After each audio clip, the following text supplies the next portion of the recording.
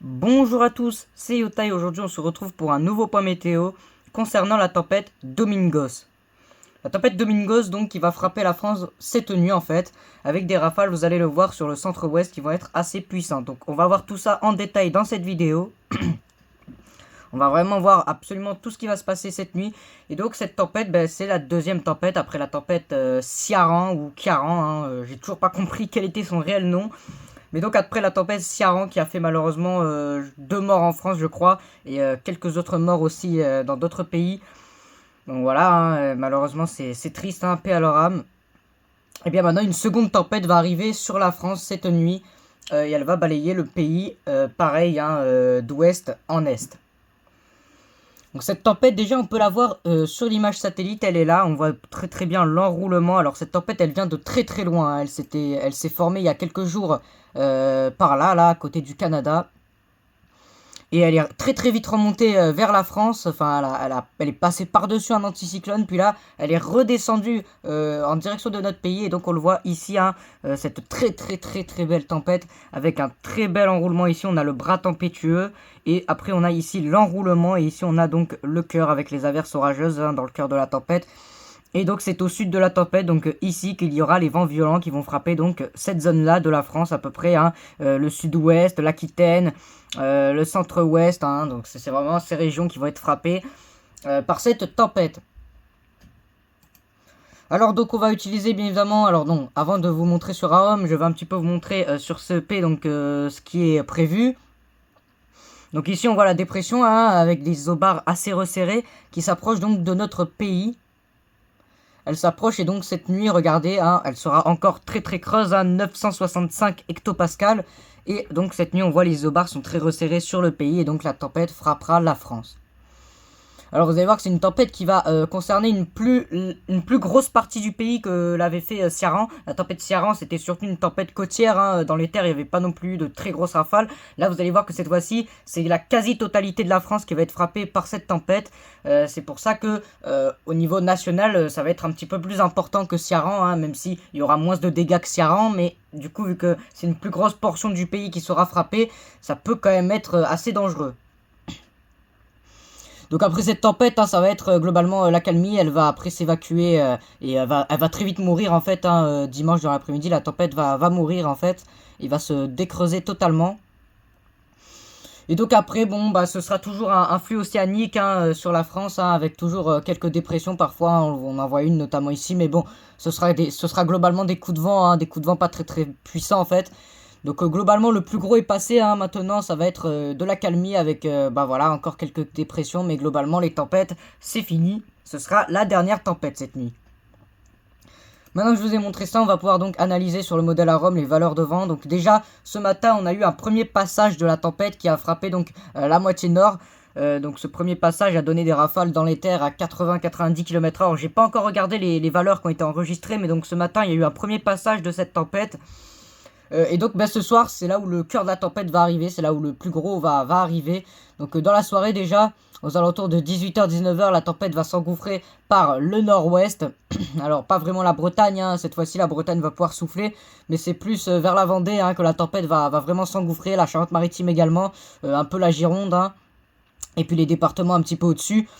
Donc la tempête va s'engouffrer déjà dans les terres, sur les côtes déjà ça soufflera très fort, des rafales à 110 km/h, localement 115 déjà à 19h. Donc ce sera déjà assez puissant. Et donc c'est vraiment à 21h ça va commencer à vraiment engloutir le pays. Avec donc déjà des rafales à 100 km/h. Alors je connais pas vraiment les départements ici, je ne sais pas c'est quoi leur nom. Mais il y aura déjà des rafales à 100 km/h dans les terres. On va voir que cette tempête elle va beaucoup s'enfoncer dans les terres quand même par rapport à Ciarán, qui elle était vraiment restée sur les côtes. À 22h donc en Gironde, en Charente-Maritime, en Vendée et aussi dans les autres départements que je ne connais pas forcément Et sur les autres départements dont je ne connais pas vraiment le nom, eh bien les rafales souffleront à plus de 100 km/h. Sur les côtes girondaises par exemple, ou même sur les côtes de Charente-Maritime, les rafales pourraient à ce moment-là, aux alentours de 22h, 23h, ça pourrait dépasser les 120 voire 130 km/h.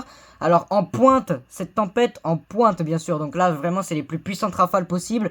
On pourrait localement atteindre carrément les 140 km/h sur les côtes. Alors je sais, par rapport à la tempête Ciarán, c'est rien, hein. Tempête Ciarán, il y a eu 207 km/h. Mais 140 sur les côtes, ça peut quand même être dangereux. Il va quand même falloir rester prudent sur ces zones-là. Cette tempête va bien s'enfoncer dans les terres. On voit ici des rafales à 100 km/h quand même, hein. Donc là, on est quasiment sur le centre. Enfin voilà, on est sur le centre du pays. Donc des rafales qui vont vraiment bien s'enfoncer dans les terres. Donc après la tempête va petit à petit un peu baisser. Et donc bon globalement toute la nuit ce sera entre la Charente-Maritime et les Landes hein, que les plus puissantes rafales vont souffler hein, avec des rafales quasiment toujours en fait à 100 km/h dans les terres et des rafales à 120 sur les côtes. Ce sera globalement un petit peu comme ça toute la nuit. Donc des valeurs de vent quand même très élevées. La tempête ensuite va quand même s'enfoncer dans les terres, même si elle va un peu faiblir en s'enfonçant dans les terres. Et donc, voilà, aux alentours de 2h, 3h du matin, on pourrait avoir des rafales à 80-90 du côté de la Dordogne, un petit peu vers le centre du pays. Donc ensuite, cette tempête, elle va concerner donc sur la journée de demain le nord-est. Mais bon, après, globalement, cette tempête, comme je vous l'ai dit tout à l'heure, elle va très vite faiblir en fait. Elle va frapper le sud-ouest du pays. Et puis après, elle va très vite se désintensifier, ce qui fait qu'après, elle ne va pas vraiment remonter vers le nord. Hein, elle va surtout mourir en fait, elle va s'affaisser. Et donc, en Allemagne, hein, la tempête va souffler un petit peu demain aux alentours de 13h, des rafales à 80, mais ce sera quand même beaucoup plus faible. Hein, la tempête va très rapidement se désintensifier. À l'arrière de cette tempête, on aura donc un ciel de traîne pour la journée de dimanche. Alors, ce sera quand même un petit peu plus calme. Alors, il y aura encore dimanche matin, hein, dans la matinée, où les rafales souffleront encore à 90, localement 100 km/h en Gironde, en Charente-Maritime également. En Charente aussi, hein, il y aura des très fortes rafales. Mais globalement, ça va commencer à s'atténuer. Cette tempête, elle va quand même avoir une durée de vie sur le sud-ouest et même sur le centre-ouest, une durée de vie assez longue. Elle va commencer ce soir aux alentours de 22h et elle va se terminer demain aux alentours de 9-10h. Donc la durée de cette tempête va être assez longue. Donc durant cette durée, en fait, évitez de sortir dehors, évitez de vous mettre sous les arbres. C'est un petit peu les mêmes consignes que celles que j'avais données pour la tempête Ciarán. Hein. Et voilà, et vous serez totalement en sécurité. De toute façon, cette tempête sera quand même moins forte. Ce qui va surtout être un petit peu à surveiller sur cette tempête, c'est à quel point elle va s'enfoncer dans les terres, parce que cette tempête, elle va vraiment s'enfoncer dans les terres. Et donc il pourrait y avoir quand même des rafales à plus de 100 km/h au beau milieu des terres. Et c'est vrai que dans les terres, c'est pas des rafales qui sont habituelles en fait. C'est pas des rafales qu'on a l'habitude de voir. Hein. Par exemple, je sais pas comment ils s'appellent hein, ces départements, mais les départements vers ici, hein, n'hésitez pas à me dire en commentaire le nom de ces départements. Je ne les connais pas. Et ben ces départements ici, hein, il pourrait y avoir des rafales à 100 km/h, donc c'est des départements qui sont pas forcément habitués, c'est des régions qui sont pas forcément habituées à prendre des rafales à plus de 100 km/h, et c'est dans ces endroits que la tempête pourrait être peut-être dangereuse. Donc, alors je vois pas vraiment ce que je pourrais dire de plus, on va quand même regarder les précipitations, hein, parce que cette tempête elle va donner aussi niveau pluie. Alors ce matin, elle a déjà donné beaucoup cette tempête au niveau des précipitations, notamment sur le sud-ouest du pays, avec une ligne de grain d'ailleurs qui est passée dans la matinée en France. Alors je suis désolé, c'est un peu flou là, je vais essayer de recalibrer ça. Donc ça a été assez puissant déjà la pluie. Et puis donc à l'arrière, on a déjà ce ciel de traîne, hein, je vais vous montrer le radar également, le radar de météo ciel. On a déjà ce ciel de traîne et vous voyez que là on a déjà des averses orageuses hein, qui traversent le pays, des averses orageuses déjà très venteuses à mon avis.